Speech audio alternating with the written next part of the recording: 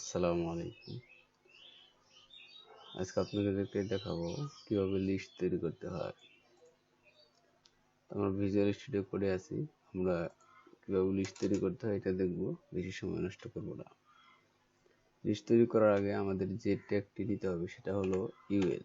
UL লিখে তার মাঝে আমাদের এলআই ট্যাগটি দিতে হবে এবং এর মাঝে আমাদের লিস্টটি তৈরি করতে হবে। যেমন মনে করেন আমি একটি ফলের লিস্ট তৈরি করব, আমি দিতে পারি বানানা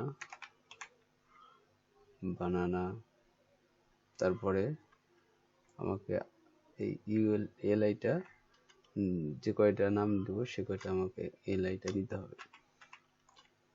বানানা 3টা নিলাম।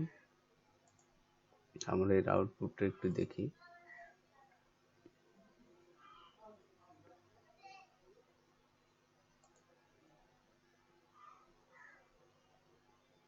আমরা এটা অন্য একটা ওয়েবসাইট বানিয়েছিলাম, দেখতে পাচ্ছেন এখানে বানানা 3টা আসছে। তো এখানে দেখতে পাচ্ছেন গোল চিহ্ন আছে। তো আপনি যদি এখানে 1 2 3 এরকম দিতে চান তাহলে আপনাকে লিখতে হবে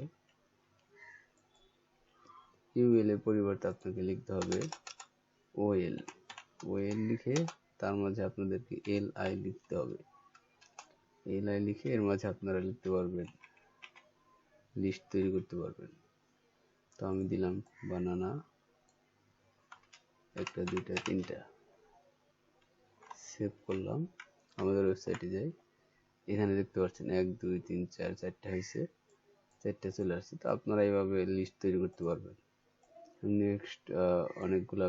নেক্সট ভিডিওতে আমি আপনাদেরকে দেখাবো কিভাবে ফর্ম তৈরি করতে হয় এবং কিভাবে টেবিল তৈরি করতে হয়, এগুলো আমি আপনাদেরকে দেখাবো ইনশাআল্লাহ। আসসালামু আলাইকুম।